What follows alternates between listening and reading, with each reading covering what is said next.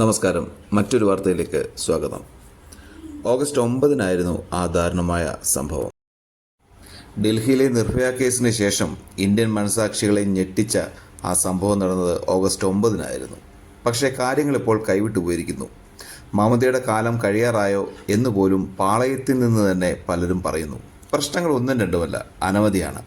മമത ഈ സമയവും അതിജീവിക്കുമോ എന്നതാണ് നമുക്ക് കാണേണ്ടത്. കാര്യങ്ങൾ അത്ര എളുപ്പമല്ല. മാത്രമല്ല, അടുത്ത തെരഞ്ഞെടുപ്പിൽ കാര്യമായി ബാധിക്കാനുള്ള എല്ലാ സാധ്യതകളും ഉണ്ട്. കേവലം ഒരു സംസ്ഥാനത്തെ മാത്രം പ്രശ്നമായി നമുക്കിതിനെ കാണാൻ ആകില്ല. ഗവർണർ, സുപ്രീം കോടതി, പ്രധാനമന്ത്രി എന്നിവർ ഈ പ്രശ്നത്തിൽ ഇടപെട്ടു. സംസ്ഥാന ഗവൺമെന്റിന്റെ നിഷ്ക്രിയത്വം നേരിട്ട് ബോധിപ്പിക്കാനായി ഗവർണർ ഡൽഹിയിലെത്തി. പ്രധാനമന്ത്രിയെ കാണുക എന്ന് തന്നെയാണ് ഉദ്ദേശം.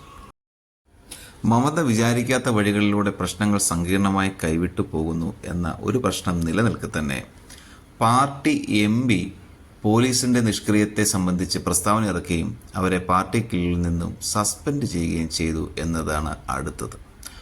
അതുവഴി പാർട്ടിക്കുള്ളിൽ തന്നെ മമതയ്ക്കെതിരായ വികാരം ശക്തമാവുന്നു.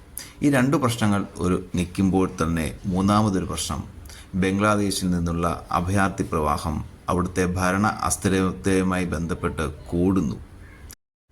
31-കാരിയായ വനിതാ ഡോക്ടറെ ബലാത്സംഗം ചെയ്ത് കൊന്ന ക്രൂരകൃത്യം നടന്ന ശേഷം സംസ്ഥാന ഗവൺമെന്റ് എന്താണ് ചെയ്തത്?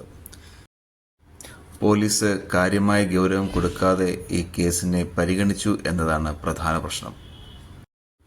അനാവശ്യ ധൃതിയോടെ മൃതദേഹം പെട്ടെന്ന് ദഹിപ്പിക്കുകയും ആരോപണ വിധേയമായവരെ അറസ്റ്റ് ചെയ്യുന്നത് പോട്ടെ, ഒന്ന് ചോദ്യം ചെയ്യാൻ പോലും ആകാതെ ദിവസങ്ങളോളം കാത്തിരിക്കുകയും ചെയ്തു.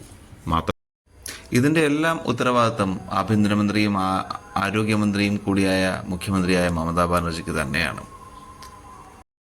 കോളേജ് പ്രിൻസിപ്പലിനെ അവർ സംരക്ഷിച്ചു. അവസാനം സുപ്രീം കോടതി ഇടപെട്ടാണ് സസ്പെൻഡ് ചെയ്തത്.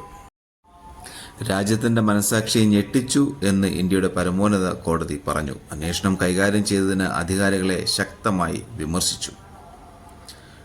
മാത്രമല്ല, ഉന്നത ഉദ്യോഗസ്ഥരും ഡോക്ടേഴ്സും അടങ്ങുന്ന ഒരു ടാസ്ക് ഫോഴ്സിനെ സുപ്രീം കോടതി നിയമിച്ചു. കാര്യങ്ങൾ കൈവിട്ടു പോകുമെന്നായപ്പോൾ മമത ഒന്ന് അയഞ്ഞു. സ്വാതന്ത്ര്യദിന പ്രസംഗത്തിൽ ഡോക്ടർമാരോടായി മമത അഭ്യർത്ഥിച്ചു, ആവശ്യമെങ്കിൽ നിങ്ങളുടെ കാലിൽ തൊടാൻ ഞാൻ തയ്യാറാണ്. അത് നിങ്ങളെ തൃപ്തിപ്പെടുത്തുന്നുവെങ്കിൽ ജോലിയിൽ ചേരൂ. പക്ഷേ ഇന്ന് തൃണമൂൽ സ്ഥിതിഗതികളെ 2019 പുൽവാമ ആക്രമണവുമായി താരതമ്യം ചെയ്തത് വീണ്ടും പ്രതിഷേധങ്ങളെ ആളിക്കത്തിക്കുന്നു. പുൽവാമ കേസിൽ നീതി ലഭിക്കാത്തതിനാൽ ജവാന്മാർ അതിർത്തി വിട്ട് ഞങ്ങൾക്ക് നീതി വേണം എന്ന് പറഞ്ഞ് പണി മുടക്കിയോ എന്നാണ് തൃണമൂൽ ചോദിക്കുന്നത്. അതേസമയം സമാധാനപരമായി പ്രതിഷേധിക്കുന്നവരുടെ മേൽ സംസ്ഥാനത്തിന്റെ അധികാരം അഴിച്ചുവിടരുതെന്ന് ചീഫ് ജസ്റ്റിസ് പ്രത്യേകം പറഞ്ഞു. കഴിഞ്ഞ ആഴ്ച കൊൽക്കത്ത ഹൈക്കോടതി ലോക്കൽ പോലീസിന്റെ വീഴ്ചകളെ നിശിതമായി വിമർശിക്കുകയും കേസ് CBIക്ക് കൈമാറുകയും ചെയ്തിരുന്നു. സംസ്ഥാന സർക്കാർ വാഗ്ദാനം ചെയ്ത നഷ്ടപരിഹാരം നിരസിച്ച ഡോക്ടറുടെ രക്ഷിതാക്കൾ ജോലിസ്ഥലത്ത് സുരക്ഷ ഉറപ്പാക്കുന്നതിൽ മെഡിക്കൽ കോളേജിന് വീഴ്ച പറ്റി എന്ന് വിമർശിച്ചു. മാത്രമല്ല, മുഖ്യമന്ത്രിയിൽ തങ്ങൾക്ക് വിശ്വാസം നഷ്ടപ്പെട്ടുവെന്നും പൊതുജനരോഷം അടിച്ചമർത്താൻ ശ്രമിച്ചുവെന്നും അവർ മാധ്യമങ്ങളോട് പറഞ്ഞു. FIR ഫയൽ ചെയ്യാൻ വൈകിയതിന് ബംഗാൾ സർക്കാരിനെ സുപ്രീം കോടതി എടുത്ത് വിമർശിച്ചത് ശ്രദ്ധേയമാണ്. അന്വേഷണം വേഗത്തിൽ പൂർത്തിയാക്കണമെന്നും കുറ്റക്കാരെ തൂക്കിലേറ്റണമെന്നും മമതാ ബാനർജി ആവശ്യപ്പെട്ടത് CBI കേസ് ഏറ്റെടുത്തതിന് ശേഷമാണ്. അതിനു മുമ്പ് സംസ്ഥാന പോലീസ് നിഷ്ക്രിയത്വമാണ് ചെയ്തത്.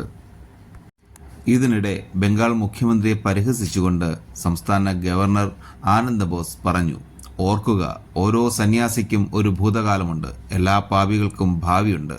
ആരെങ്കിലും കേൾക്കുന്നുണ്ടോ? നിലവിൽ രാജ്യത്തെ തലസ്ഥാനത്തുള്ള ബോസ് ഒരു മൊബൈൽ കൺട്രോൾ റൂം ആരംഭിച്ചു. ആർക്കും ഗവർണറെ എന്തെങ്കിലും അറിയിക്കാൻ താല്പര്യമുണ്ടെങ്കിൽ ഈ നമ്പറിലേക്ക് വിളിക്കാം എന്ന് പറഞ്ഞ് നമ്പരും പ്രസിദ്ധീകരിച്ചു. മാത്രമല്ല, കൺട്രോൾ റൂമിൽ നിന്ന് ഇരയുടെ പിതാവിനെയാണ് ഗവർണർ ആദ്യം വിളിച്ചത്. അദ്ദേഹത്തിന് പൂർണ്ണ പിന്തുണ ഉറപ്പു നൽകി. ഇത് ചെയ്യേണ്ടിയിരുന്നത് സംസ്ഥാന മുഖ്യമന്ത്രിയാണ്. മുഖ്യമന്ത്രിയുടെ പണി ഗവർണർ ഏറ്റെടുത്തു. ഇതും മമതയ്ക്കെതിരെയുള്ള പ്രതിഷേധം കനക്കുന്നതിന് ഒരു കാരണമാണ്.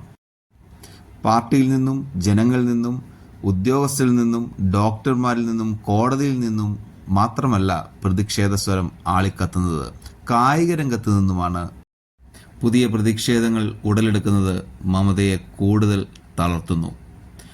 മുൻ ക്രിക്കറ്റ് താരം ഹർഭജൻ സിംഗ് പശ്ചിമബംഗാൾ മുഖ്യമന്ത്രിയോടും ഗവർണറോടും അടിയന്തരമായ നടപടി ആവശ്യപ്പെട്ട് ഒരു കത്ത് പ്രസിദ്ധീകരിച്ചു. ബദ്ധവൈരികളായ മോഹൻ ബഗാൻ, ഈസ്റ്റ് ബംഗാൾ ആരാധകർ പ്രതിഷേധിച്ചു എന്നതും ഒരു ഞെട്ടിപ്പിക്കുന്ന കാര്യം തന്നെയാണ്. എന്തായാലും മമത നന്നായി വിയർക്കുന്നുണ്ട്. കുടുങ്ങുമോ എന്ന് കാത്തിരുന്ന് കാണാം. അടുത്തൊരു വാർത്തയുമായി വേഗം വരാം.